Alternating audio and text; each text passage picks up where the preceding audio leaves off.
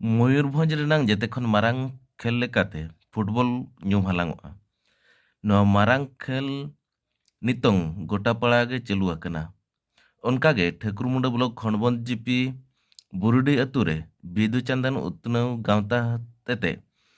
चालायन 26/12/2021 तारीख हिलो अतु माझी मान लखन मुर्मू और नायके दक्षिण मुर्मू तरी रे उड़ाव सकुलेना।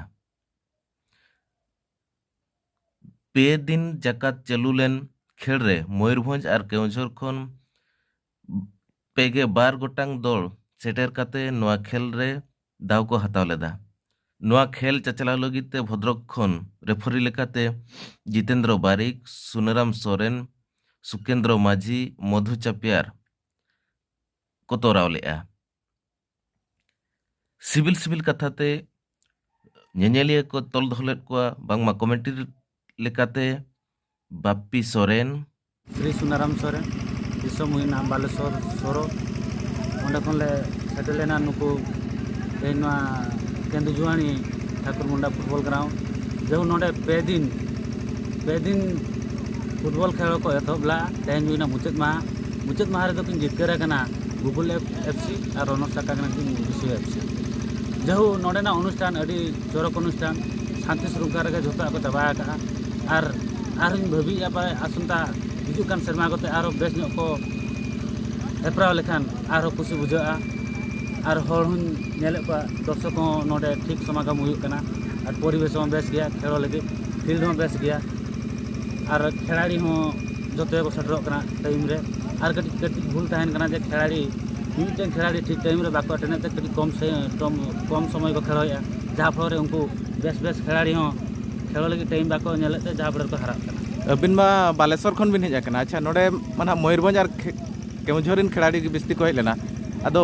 बालेश्वर और मयूरभंज केवझर भितर रे चेद फरक बिन नेल किया खेल रे बालेश्वर रे खेल हुई कना ऑफसाइड गेम नोतेना खेल हुई कना नो ऑफसाइड माने ऑफसाइड बांग तायन कना तो ऑफसाइड गेम लेखान दलिन बाडाय किया हुनंग ओंतेना खेलवा नोतेना खेल रे तारतम्य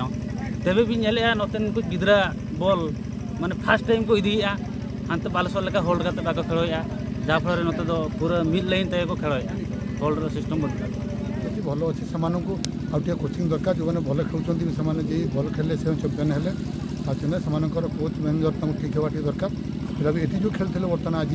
4टा टीम खेले भल खेले सेमिफाइनाल भी भल खेले ये ऑर्गेनाइजेशन बहुत सुंदर किसी ने बहुत इनोसेंट को चिंता कर नेक्स्ट वर्ष को रिमोल्डिंग हम फाइनल खेल रे फाइनल दल को साराव को लगिते खड़बंद सरपंच धर्मपद नायक और कम गाँवतारीन सेक्रेटरी हिंदू टुडू प्रेसिडेंट भीमो हेम्ब्रम एमान को फाइनल खेल रे सेटर काते फाइनल रे एने टीम को साराव लेत को फाइनल खेल दो हुई लेना गूगल एफसी वर्सेस विश्व एफसी नवा फाइनल खेल दो